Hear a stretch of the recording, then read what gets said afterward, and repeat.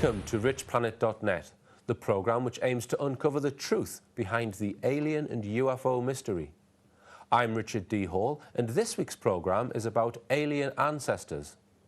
If aliens are visiting Earth at the present time, as many people now believe, then it seems logical that they may have visited Earth in the past. Not only that, some claim that extraterrestrials have played a role in our evolution, and our DNA was hybridized in the past to create Homo sapien. This is a view that deeply religious people and anthropologists find impossible to consider, because it threatens to destroy the foundation upon which their entire belief system is based. Before we look at theories about aliens, I'm going to look at a few things in our past that historians cannot explain, which indicate that advanced, intelligent species, not necessarily alien, inhabited the Earth over 10,000 years ago. Conventional history upholds that we were still in the Stone Age 10,000 years ago. The first piece of evidence is the Piri Reis map.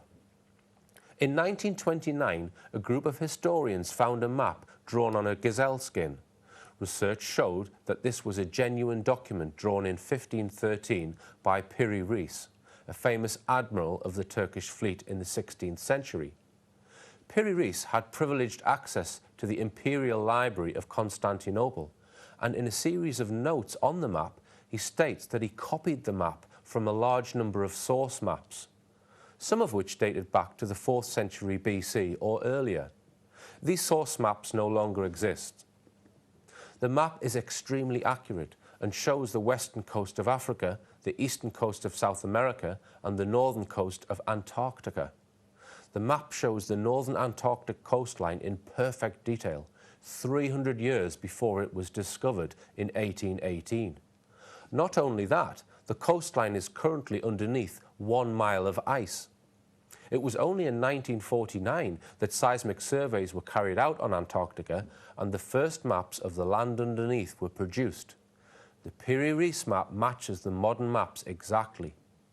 The question then arises, when was the Antarctic coastline free of ice? There are some doubts about the exact time, but researchers claim anything between 13,000 and 9,000 BC, which is well into the Stone Age. Before the 1700s, maps were extremely inaccurate because navigators had no way of knowing how far around the Earth, east or west, they had travelled. They knew how far north or south they were by the position of the stars, but the only way of working out how far east or west you have travelled is by having an accurate way of measuring the time. It wasn't until 1735 that the first chronometer was invented, which allowed explorers to produce accurate maps. The Piri Reis map is drawn to such an accuracy that a chronometer or some other advanced device must have been used to draw it. So this map points to the fact that a very intelligent species was on the Earth probably at least 11,000 years ago, which is completely at odds with the history we learn at school. The next block of evidence, which supports the existence of previously advanced civilizations, comes from ancient monuments, which are found all over the world. The Giza pyramids and Sphinx, the structures in South America, and the stones of Baalbek, to name but a few. You would expect that if human development had been linear, as mankind developed better techniques from, let's say, 5000 BC onwards, this would be reflected in the increasing complexity of the monuments. This, however, is not the case. Monuments which are believed to be the oldest often suggest levels of advanced mathematics and engineering that only the latest technology could replicate. The weight of the stones and the tolerance of manufacture suggests highly advanced civilizations existed during a period when man was supposedly a primitive barbarian. Ancient pre-Inca civilizations in South America built structures containing stones weighing 500 tons, equivalent to 500 family cars. Nobody has come up with a plausible explanation as to how these stones were moved. Legends state that the massive blocks were lifted by hand as if they were cork. The stones of Baalbek weigh approximately between 800 and other ones still mined are over around 2,000 tonnes. But even an 800-tonne stone, I mean, we've watched many recreations of movement of ancient monuments on televisions with laughter, you know, because I mean, the people who are supposed to have rebuilt the pyramids and moved the stones from Stonehenge, I mean, when you watch the attempt to do it with the technology that they're supposed to have at the time, you know it couldn't possibly be done. The building of the Great Pyramids and the other pyramids that were built at the same time, I mean, they never tell you this. They never tell you that the time they built the Great Pyramid, they were also building the pyramids of the Red Pyramid and the Bent Pyramid. And these were all being lined up. And the size and the construction of the material, the stones at Baalbek, cut from a quarry, moved across uneven ground, right, in at least 5,000 to 6,000 BC, according to our scientists. And we're going to tell you they're much, much, much older than that. In fact, they're even before 10,500 BC. Those blocks of stone were impossible to move by our technology till recently. So how did hairy barbarians using antlers move it? It's a lie. Come on, use your intelligence, use your knowledge, go look at them. Anyone who's actually been and looked at the Great Pyramid itself, the massive scale of it. I mean, somebody told us, it first wrote down, there's 2.25 million blocks of stone. And now mathematicians are going to tell you there's over 3.5 million blocks of stone. And then you can see cover-ups. They tell you they're tombs for pharaohs. And then you look and find out nearly all the pharaohs were buried in the Valley of the Kings. And of course, why are they telling us tombs for pharaohs? Because of course, they want to maintain the stories that's been imposed on us. Edward Leeds Skalnin was a Latvian man who in the 1920s and 30s single-handedly built Coral Castle in Florida. The castle is made of many megalithic stones, each weighing several tons. The only tool that Leeds Skalnin spoke of using was a perpetual motion holder. The stones on average weigh more than the stones found in the Great Pyramid of Egypt. The largest stone weighs 30 tons, which is over 3 times the size of the heaviest stone found in the Great Pyramid of Giza. He was a very small man, weighing less than 8 stone. He refused to allow anyone to watch him while he worked, only working at night and sleeping by day. Very few people ever got to witness him working. Some that did reported that he caused the blocks, weighing many tons, to move like hydrogen balloons. Edward Leeds Skalnin is noted as saying that he discovered the secrets of the pyramids. Perhaps Leeds Skalnin discovered an anti-gravity technology which was known to the ancients, which has since been forgotten about due to the catastrophes which engulfed the Earth. The third piece of evidence of advanced civilizations is the Mayan calendar. The calendar was handed down to the Mayans from previous civilizations.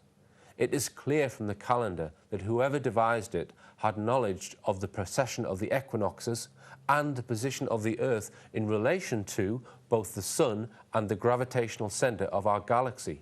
Whoever devised the Mayan calendar had advanced knowledge of astronomy and mathematics. The advanced civilizations of the past must have their origins somewhere. Many believe that the lost continent of Atlantis is where the advanced knowledge originated, which was destroyed in a cataclysmic event along with the evidence of its history.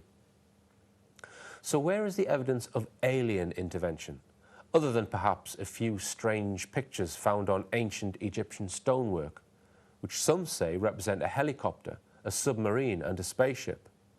Or very strange characters in this wall painting found in Italy, which dates back to 10,000 BC. The controversial author Zecharia Sitchin believes he has the answer. Sitchin's theories, which are disputed by academics, are based on the translation and interpretation of stone tablets found in Sumeria, which is today known as Iraq. Sumeria is accepted as the place of one of the earliest civilizations, and from here various civilizations of the world originate. Sitchin is an expert in ancient languages and believes that the Sumerian clay tablets tell a story of how an advanced race of extraterrestrials arrived on Earth hundreds of thousands of years ago. Sitchin's theory goes like this. Facing extinction on their own home planet of Nibiru 450,000 years ago, the deposed ruler of a race known to mythology as the Anunnaki travelled to Earth, establishing a base on Earth known as Eridu. The Anunnaki arrived in droves and began mining Earth's gold, used to restore Nibiru's failing atmosphere. with the help of a slave race, the human race, genetically modified from apes about 300,000 years ago. About 100,000 years ago, the Anunnaki started interbreeding with humans, as related in the Bible, leading to schisms within the various Anunnaki dynasties, who between them founded all our ancient civilizations. Then, in 2024 BC, after much feuding, nuclear war breaks out between the Anunnaki, resulting in the annihilation of the great Sumerian civilization. And we've spoken about the Anunnaki. Could you tell us what you believe the Anunnaki are, and just give us a broad outline as to when they first came to the Earth? Well, I've written quite a lot of information about the Anunnaki. I've studied it in great depths. The Anunnaki, Anunnaki, you've been shown this in many TV points and programs. The Anunnaki are the people who visited this planet. Their first arrival on this planet were about 415,000 years ago. And they visited this planet and wanted the materials and minerals of it. So they came down and stayed on this planet for a considerable period of time. The remnants of their earlier civilizations, which were far more technologically advanced, coming from different planets to travel to here, are still all over the planet. The only material that lasts a considerable period of time, of course, is stone. It's the only thing that vibrates to the vibrations of the Earth. And when you look around and see what's available, you can see that the destruction of everything else, material, metals, all disappear. Really, anything that lasts more than 20,000 years is basically only precious metals, jade, a few bones, pottery and stone. And to look at the gigantic stone monuments that are around today of a technology far in advance of ours opens your mind. We're not talking of theory. Go have a look at the base of Baalbek in the Lebanon. Now this city, according to certain reports, is dated by our scientists who don't want to, who have got vested interests, who make it so they only are allowed to give out the information that the people who control them allow them. Many honourable scientists will tell you this quietly, but will not sit in front of a camera and tell you.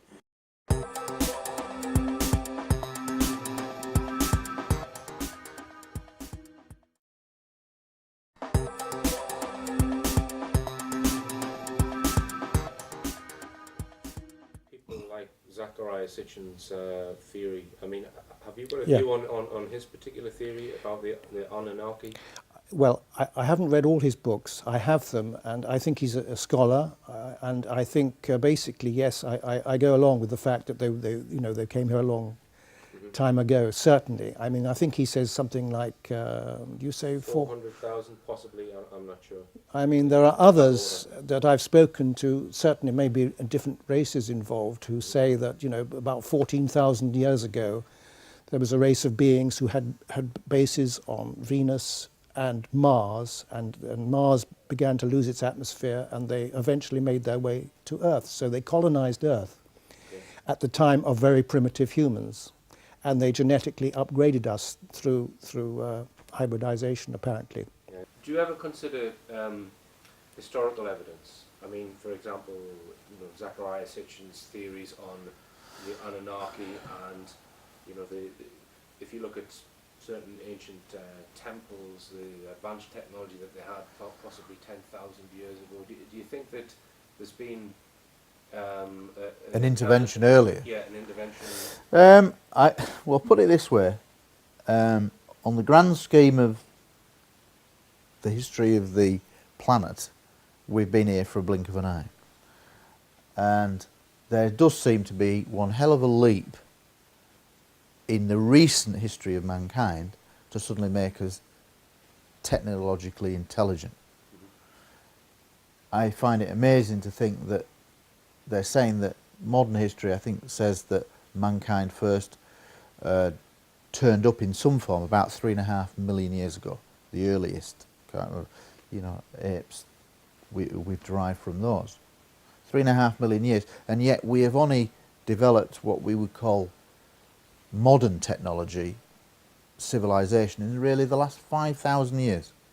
So there's one hell of a gap there. And I found that puzzling, that there is suddenly this major spurt in mankind's intelligence. Yeah. People talk about the missing link, things like that. I don't know. I'm not that kind of person. But what I would say is, it seems to me perfectly plausible that if a planet develops say, 1,000 years ahead of mankind's timeline.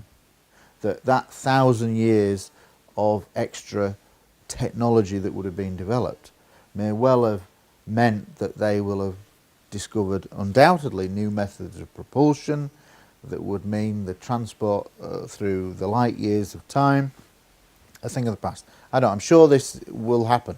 The Star Trek scenario of zipping away at warp speed to me is totally plausible. If Sitchin's theories about the Anunnaki are indeed flawed, this does not rule out some kind of intervention. Researcher Lloyd Pye has put forward evidence from a different school of thought.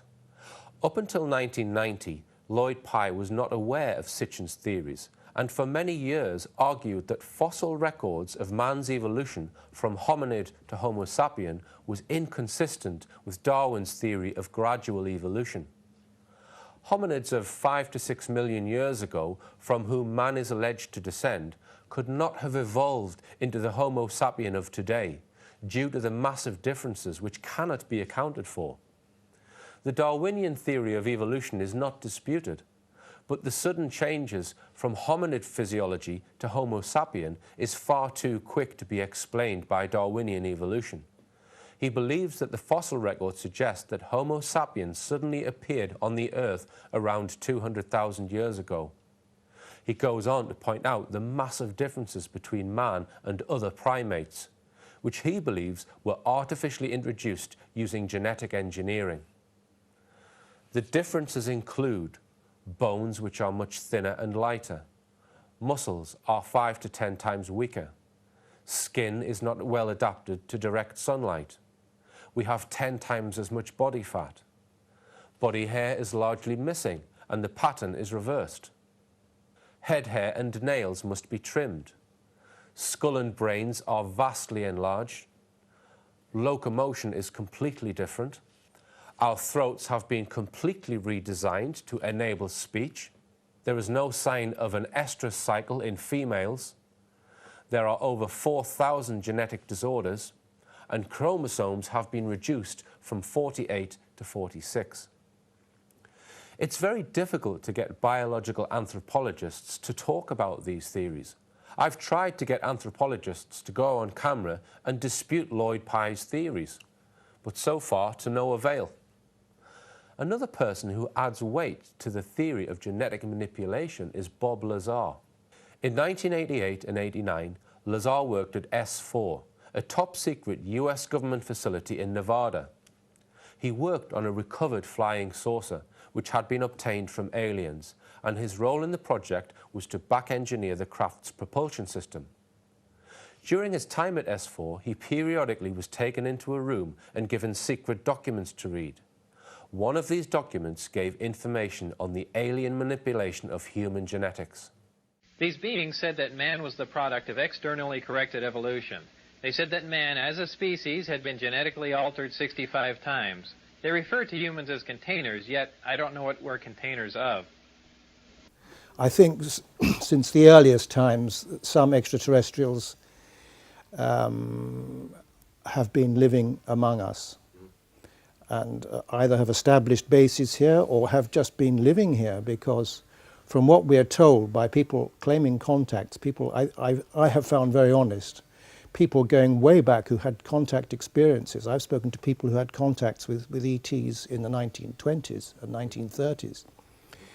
And I'm talking about the more human types here, highly telepathic, more human beings, and they say that we are genetically linked and that there was hybridization, not just one race, but several races were involved and have been for millennia. And we are a hybridized species. They may have come 100,000 years ago, looked around, gone away. They could have well come back 5,000 years and played some kind of interaction. Who knows? The thing is, we'll never really know. Short of you finding a buried UFO in the Arctic, the Thing type scenario, or finding something under the pyramids or the foot of the Sphinx, that type of things. All very fascinating. What I do believe is that our history is a manipulated history, because I'm intrigued by when people say that the paws of the Sphinx show water erosion that's 10,000 years old, and yet everybody's saying the Sphinx is only 5,000 years old. You know, I find that puzzling. And I think there's lots of things like that, historical anomalies, that are conveniently pushed to one side by mainstream science. I think it's the way it deals with the UFO subject. It doesn't fit the norm, so therefore we put it to one side, hope people forget about it. I think there's a massive media, that, you know, it all to do with the media. But going back to your question, yeah, I think it's perfectly plausible that a technology arrived here. It's just as plausible to me. I'm non-religious. I was christened C of E. I love the biblical stories, but for me it doesn't add up. I respect people who are religious, but for me it's perfectly plausible that if millions of people can accept God and religion and the world was made in 7 days, then I can see it just that 100,000 years ago there was some sort of, or 10,000 years ago, there was some kind of technological intervention to make us progress.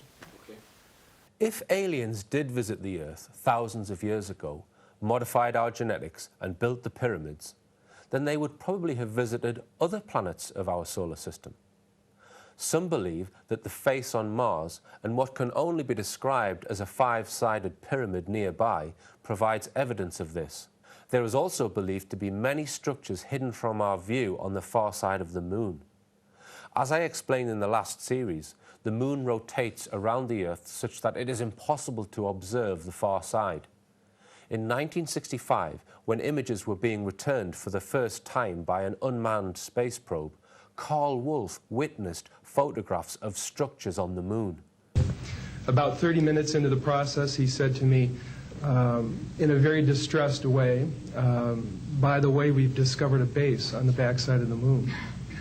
And then he proceeded to put photographs down in front of me, and clearly in these photographs were structures, mushroom-shaped buildings, spherical buildings, and towers. If there are buildings on the Moon, then wouldn't our astronauts have seen them? Regarding Apollo 11, we now know from Buzz Aldrin that during the flight out to the Moon, they were accompanied by a bell-shaped craft, and they all looked at it through a monocular through the cabin of Apollo 11. So that's been confirmed, and it was confirmed also by, I believe, Dr. David Baker, who was the Apollo 11 senior scientist on this program documentary, which was shown about 4 years ago, I think, Apollo 11, The Untold Story. Also, from a friend of mine, a former lady who worked in MI6, she met Neil Armstrong in Italy, and he confirmed to her, she'd overheard a conversation of him talking to a German doctor at a NASA conference, and then she confronted Armstrong with this information, and he admitted, yes, there were craft on the Moon when they landed, and they were very frightened by it, and they felt threatened. Okay, and you think that's the big secret, basically, about the not the fact that they didn't land on the Moon, because some people believe that. I mean, they did land on the Moon, believe me. You can see some of the instruments on the Moon if you have a powerful enough telescope. And you can even communicate with them. That's not to say that NASA doesn't doctor photographs taken on the Moon. Watch this clip of the press conference which took place after the Apollo 11 astronauts returned from the Moon. Remember, these men had just accomplished the greatest achievement in human history and managed to get back alive. You would expect their manner to be at least slightly celebratory. It's an adventure that took place not just in the month of July, but rather one that took place in the last decade. We all here and the people listening in today had the opportunity to share that adventure over its developing and unfolding in the past months and years. We will use a number of films and slides which most of you have already seen, and with the intent of pointing out some of the things that we observed on the spot, which may not be obvious to to those of you who are looking at them here from the surface of Earth. As more and more people on this planet realize the extent and importance of the secrets our so-called democratic governments are hiding, pressure is slowly building towards a long-awaited paradigm shift. I'm going to tell you that the year 2012 will come and go exactly as the year 2000 did, exactly as 6666 did, as exactly as the others. The next day will follow on the same. The only difference is by that time, the average mankind on the planet will have woke up the box of the lies from officialdom, was able to work things out, will be self-thinking, will be able to think outside the box, and will suddenly realise the illusion that we've all lived in, and will say enough's enough, no more. Right. And people will not follow the lead of the governments. Right.